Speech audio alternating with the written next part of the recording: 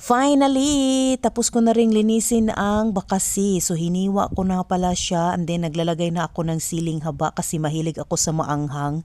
And then naglagay na rin ang kamatis. So puputulin ko yung siling haba para lalabas talaga ang kanyang anghang. So maglagay na rin ako ng spring onions, bawang, sibuyas, luya, at ang kalamansi. 2 pirasong kalamansi ang piniga ko. Ayan, kaway-kaway dyan sa mahilig sa bakasi kagaya ko. Pwede nyo itong sundin ang recipe ko. Kung ayaw nyo, edi wow, charis. So ilagay na rin natin ang ating talong. Maglagay na tayo ng 2 teaspoon na mushroom seasoning, 2 teaspoon na rock salt. Pwede din kayong gumamit ng fine salt, basta asin. Ganun. And then, ilagay na rin ang white pepper, kaunting white pepper, at ilagay na rin natin ang soy sauce with sili. So syempre lalong sasarap ito kasi maanghang na talaga ito. Hindi maglagay tayo ng kaunting mantika. So last but not the least, ilagay na natin ang suka. Ayan, so pwede na itong isa lang. Hintayin lang natin na maluto.